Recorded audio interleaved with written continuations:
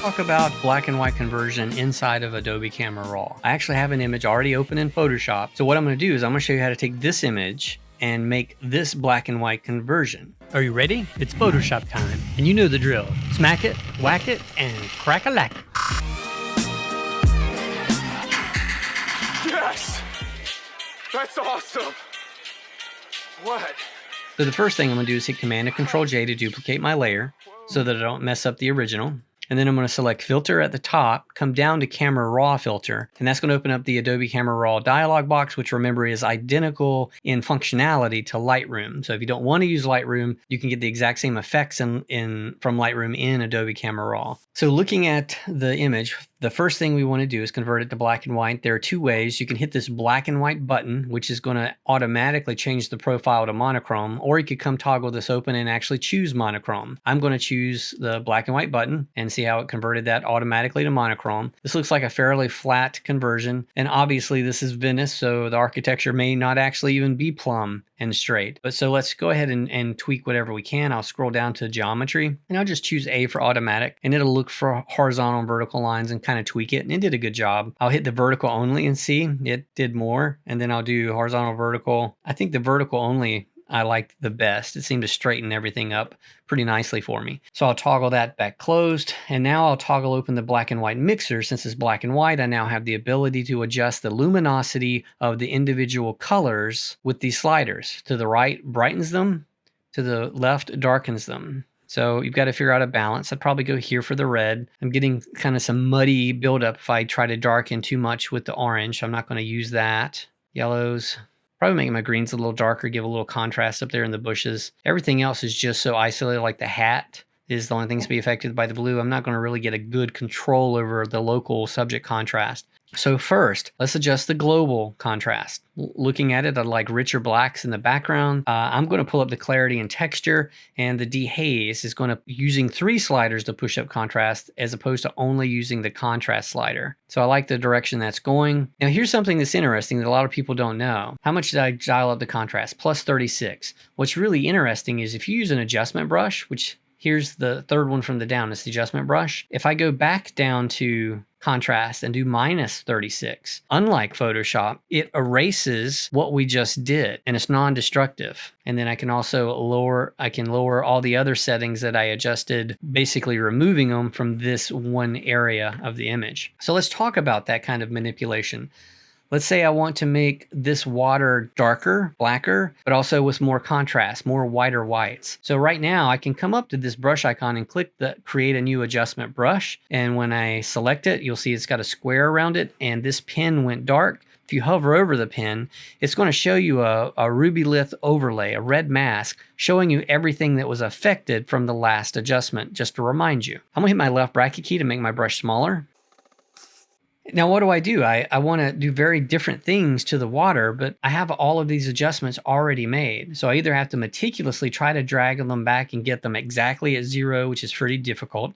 I can double click on each individual slider and it will automatically reset. But what happens if you have a ton of sliders that are just crazy and all over the place? If you hit this reset brush, it's actually going to reset everything you've done with all your brushes. So if I made 5 adjustment brush fixes, it would reset all of them to scratch, and we don't want to do that. So the way you reset the sliders quickly and easily at any point, whether you're actively using the brush or you're starting with a new brush like I am, you just hold the Command, Option, and the letter R. See how that reset everything? That's Control, Alt, letter R for Windows users.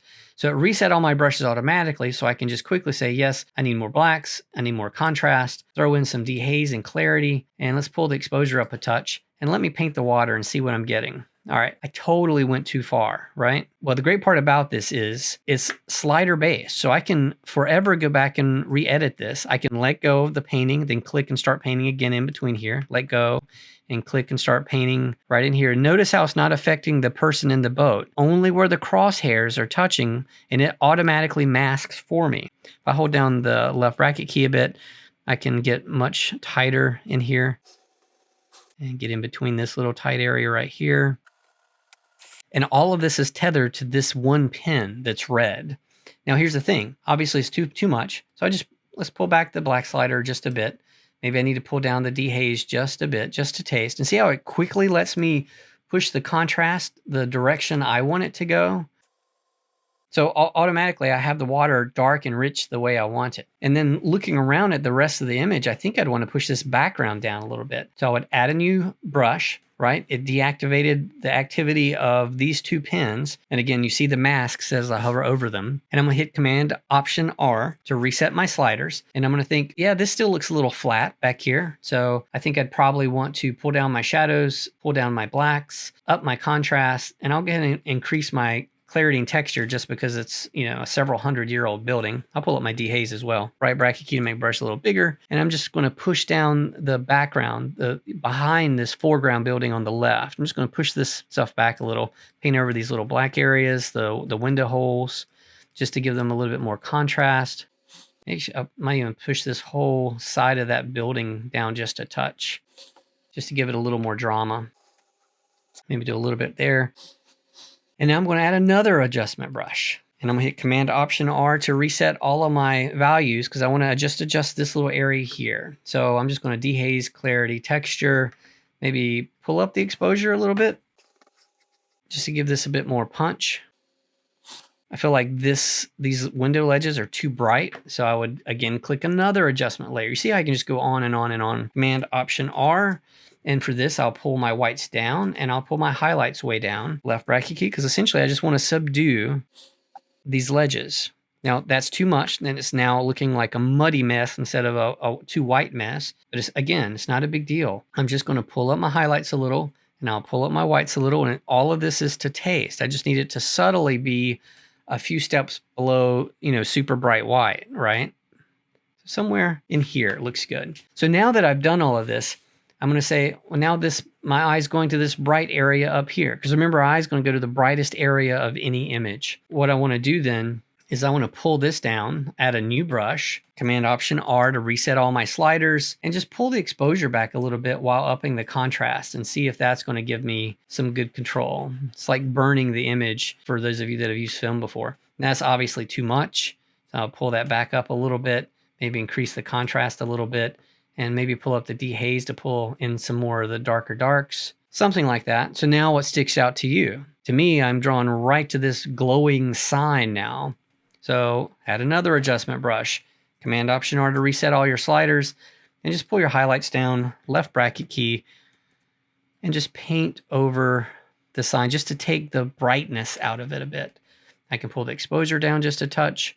Just a touch. See how it's still there. We still can read it, but it's not grabbing our attention like a neon sign. So now some of the things I'm noticing is this little highlight area here. I've got the red warnings. I feel like that might be a little bright right there. So essentially you get to paint with light. If this were your movie set, you get to decide what light is hitting what. So now I'm going to add a radial filter and I want to be a little brighter. Let's just start with that. So essentially I'm just going to click and drag and I can make an oval, a circle if I hold down the shift key. And then once I've done that, I can click inside and just move it to wherever I want. And this is like a spotlight effect. Now, obviously I don't want to blow it out by 2 stops. I just want this to be subtly just a little brighter. Maybe now I can pull down the contrast in this area just a touch, make sure I don't have any blown out whites, still have the clarity up. Maybe open up the shadows in this area just a little bit. Keep the eye in that direction. And then after I'm done, I just click OK. It's going to update in Photoshop. 6.5 hours later. Okay, so what I'm going to do is I'm going to turn the eyeball off for that. Go back to the original, hit Command or Control J. And then I'm going to hit Command Shift U, which is the exact same as desaturating your image or opening the hue saturation dialog box, which you can find under Image Adjustments and down at Hue Saturation, and dragging this all the way to the left. It's just quicker than going through all that. I'm only opening this to you because this is the quickest way to convert something to black and white, but it's also the most destructive, and it usually doesn't look very good. But it's quick, so that has its appeal. So here's just a generic computer-driven black and white conversion. And here is the reimagining of the image. Now, what I would suggest to you is that typically I am a believer that you need to push an image too far, like push it way too far, because you don't know where the line is until you've gone past it. Now, ideally, it would have been great if I had a duplicate of this without all the crazy adjustments I've just made. But luckily, I know how to make these align, right? I've just got to go back into Camera Raw. And I just need to click the geometry button.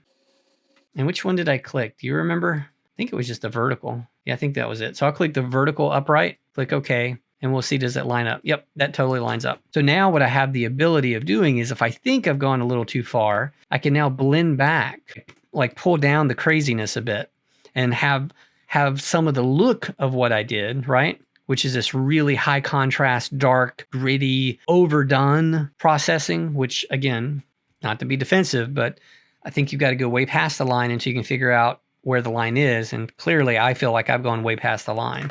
But if I blend it back with a simple black and white conversion underneath, I'm going to lose some of that starkness of intensity, almost getting high contrast feel, but also a matte look. You know, this has more of a flat matte look. And I feel like this is kind of the marriage of the two of them. Like now I'm at 65%. And then anything that I really decide that I must keep, like essentially, I think I'd pull it back to around 85% for the overall image. But then I hit Command and Control J, drag it back up to 100, hold down the Alt or Option key to add a black mask. I'm going to hit B for the brush. I'm going to look at my foreground swatch and notice it's white, which is great because I need to paint on a black mask. And I'm just going to paint. My opacity is still set at 30%. I'll type 7 for 70%. And this is quicker than coming up and toggling open the slider, pull the opacity slider, or I could hover over the word and drag it there. But it's just quicker.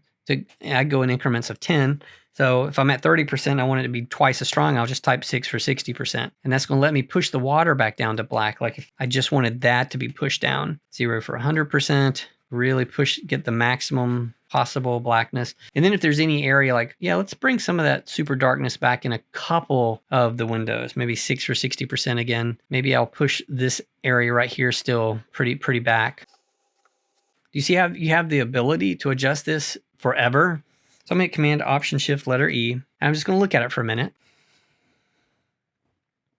Okay, for me, I think I mean, this is clearly a daylight scene, right? I mean, there's obviously hard shadows being cast. There's definitely bright light, striking the building and the sides of the people. I think I'd want to emphasize that a bit and not have it so dark in tone or mood. So a quick way is after you've made your global and local adjustments like we have, hit Command or Control J and just change it to screen blend mode. And that's going to brighten everything. But obviously we're going to pull it down again, right? Just pull it down until we get the feel of that rich, gritty, high contrast black and white, which I was kind of going for, but also not lose that it's in the daytime and that it's, a bright image overall. And then add a layer mask, B for brush, X to swap my foreground background colors because I need black in the foreground. And I'm just going to come back up here where I don't want it to be brighter. Remember, I sort of want 0 for 100%. I want the top and the corners to kind of go away so that we focus more in here. 5 for 50% to pull that building down just a little. For that, pull this down just a little. So it's really keeping it bright, but really keeping our eyes down here. This could go on forever. The hardest part of being a photographer, an artist, a graphic designer is knowing when to stop. And for me, I'm going to stop this image here. I hope it helped. Nice. Yes! Hey, what are you still doing here? It's over. Actually, all kidding aside, I hope this video helped. And if it did, consider subscribing. I like subscribers. That's awesome. What? You just took one in the jugular, man. Whoa. Yes! Oh my God, I did. This is... Hey, you stayed to the end. You know what that means? You're awesome. I'm talking about you. Now get out of here.